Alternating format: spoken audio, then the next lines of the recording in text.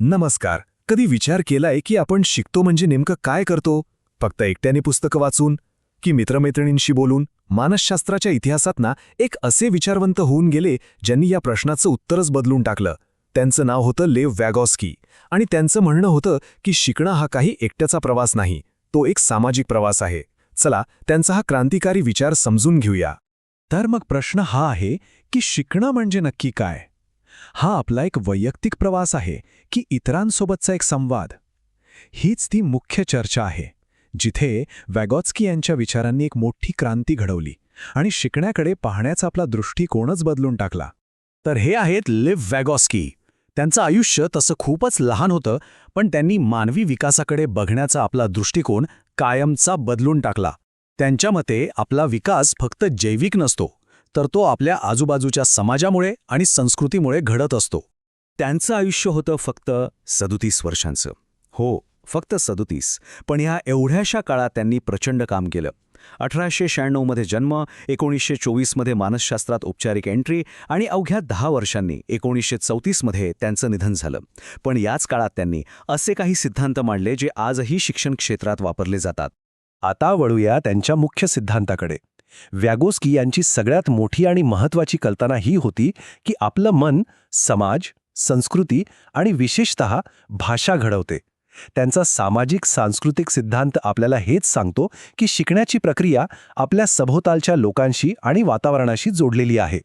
अच्छा, पण वॅगोत्स्की यांचे विचार इतके क्रांतिकारी का मानले जातात हे समजून घेण्यासाठी ना आपल्याला त्यावेळचे प्रसिद्ध मानसशास्त्रज्ञ जीन पियाजे यांच्याशी त्यांची तुलना करावी लागेल. पियाजे म्हणायचे की मुलं एखाद्या छोट्या शास्त्रज्ञासारखी असतात, एकट्याने जग समजून घेतात.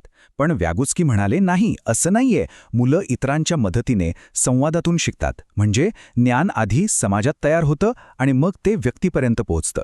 मग प्रश्न येतो की हे सामाजिक ज्ञान वैयक्तिक कसं बनतं? यासाठी वॅगॉत्स्की यांनी अंतरीकरण किंवा इंटरनलायझेशन ही संकल्पना मांडली. याचा अर्थ असा की सुरुवातीला आपण जे काही दुसऱ्यांच्या मदतीने शिकतो ते हळूहळू आपल्या विचारांचा आणि कौशल्यांचा एक अविभाज्य भाग बनून जातं. आणि या संपूर्ण प्रक्रियेतलं सगळ्यात महत्त्वाचं हत्यार कोणतं असेल तर ती आहे भाषा. वॅगोस्की यांच्यासाठी भाषा म्हणजे फक्त बोलण्याचं माध्यम नव्हतं, तर ते विचार करण्याचं एक साधन होतं. तुम्ही पाहिलं असेल, लहान मुलं कधीकधी स्वतःशीच बडबड करतात. खरं तर तेव्हा ती आपल्या विचारांना एक दिशा देत असतात. भाषा आपल्या विचारांना आकार देते. वॅगोस्की यांच्या सिद्धांतातील 2 सगळ्यात प्रसिद्ध आणि महत्त्वाच्या संकल्पना आता आपण पाहणार आहोत. या अशा संकल्पना आहेत ज्या आज जगभरातल्या शाळांमध्ये आणि शिक्षण पद्धतींमध्ये वापरल्या जातात. आणि त्या आहेत झीपीडी आणि स्कॅफोल्डिंग. समीपस्थ विकासाचं क्षेत्र किंवा झीपीडी. मला माहितीये, नाव थोडं किचकट वाटतंय, पण कल्पना एकदम सोपी आहे. असं समजा, एक अशी जागा आहे जिथे एखादी गोष्ट आपल्याला एकट्याने नाही जमत, पण कोणीतरी थोडी मदत केली की नक्की जमते. हाच तो गोल्डन झोन आहे जिथे खरं शिक्षण घडतं. चला हे अजून सोपं करून पाहूया. आपल्या क्षमतेचे 3 स्तर असतात. पहिला, जे आपल्याला स्वतःला येतं. तिसरा, जे आपल्याला कुणी मदत केली तरी सध्या येणार नाही. आणि दुसरा, मधला स्तर म्हणजे झडेपिडी, जिथे आपल्याला फक्त थोडी मदत, थोडं मार्गदर्शन मिळालं की आपण ते शिकू शकतो. आणि शिक्षकाचं खरं काम हे याच क्षेत्रात असतं. मग या झेडपीडीमध्ये मदत करायची तरी कशी? त्यासाठी स्कॅफोल्डिंग ही संकल्पना वापरली जाते. हा शब्द थेट वॅगोस्की यांनी वापरला नाही, पण तो त्यांच्याच विचारांवर आधारित आहे. स्कॅफोल्डिंग म्हणजे दुसरं तिसरं काही नाही, तर शिकणाऱ्याला गरजेनुसार दिलेला तात्पुरता आधार. हे अगदी इमारतीच्या बांधकामासारखं आहे माहितीये.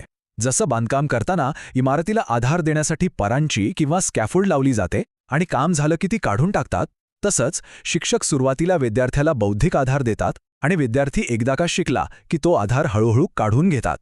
चला आता हे पाहूया की जवळजवळ 100 वर्षांपूर्वीचे हे विचार आजच्या जगात किती महत्त्वाचे आहेत. खरं सांगायचं तर वॅगोस्की यांचे विचार आजच्या आधुनिक शिक्षण पद्धतीचा पाया आहेत असं म्हटलं तरी वावगं ठरणार नाही. फक्त 37 वर्ष या आकड्यावर थोडा वेळ थांबूया. विचार करा, एवढ्या कमी आयुष्यात एखादी व्यक्ती विचारांचा एवढा मोठा वारसा कसा काय सोडून जाऊ शकते? त्यांचं ते कमी आयुष्य आणि त्यांनी दिलेला हा प्रचंड वारसा यातला फरक बघा. आज आपण वर्गात गट करून शिकतो, शिक्षक आपल्याला मार्गदर्शन करतात, आपण एकत्र मिळून समस्या सोडवतो. ह्या सगळ्या पद्धतींची मुळं आपल्याला वॅगोस्की यांच्या विचारांमध्ये सापडतात. त्यांनी हेच तर सिद्ध केलं की शिक्षण हे सामाजिक आणि सांस्कृतिक संदर्भाशिवाय अपूर्ण आहे.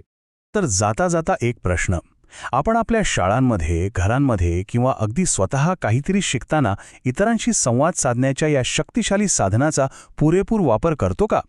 व्यागोस्की यांचे विचार आपल्याला यावर पुन्हा एकदा विचार करायला नक्कीच भाग पाडतात, नाही का?